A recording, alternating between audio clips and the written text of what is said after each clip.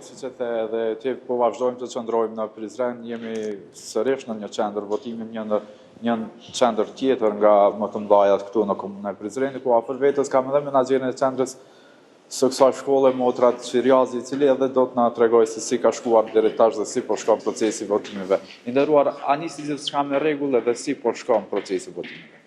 Procesi ka filluar me kohë në ora 7, deri tani është çdo gjë në rregull. Siç po shihet, numri i votuesve është mjaftueshëm i madh. Deri tani nuk kemi asnjë rast të raportuar për ndonjë incident dhe shpresojmë që kështu të vazhdojë deri në mbrëmje. Sa votues numëron kjo shkollë dhe a u shtu numri i votuesve, me që kemi edhe diasporën në Kosovë? Sipas statistikave, numri i votuesve në këtë shkollë është dikon mbi 8.000 votues, siç po shihet që ardha e mëngjesore ka bërë të vetën dhe që në mëngjes është numri i madh i votuesve. Shpresojmë që gjithçka të shkojë mbar deri në mbrëmje. Pra këtu po shihet se ka edhe një fluks më të madh të votuesve, po konfirmoni që qytetarët po dalin për të votuar më shumë se sa herave të kaluara. Sa po shihet që në mëngjes domosdoshmë ka filluar mbar procesi dhe është numër mjaft i madh i votuesve. Faleminderit shumë. Faleminderit juve.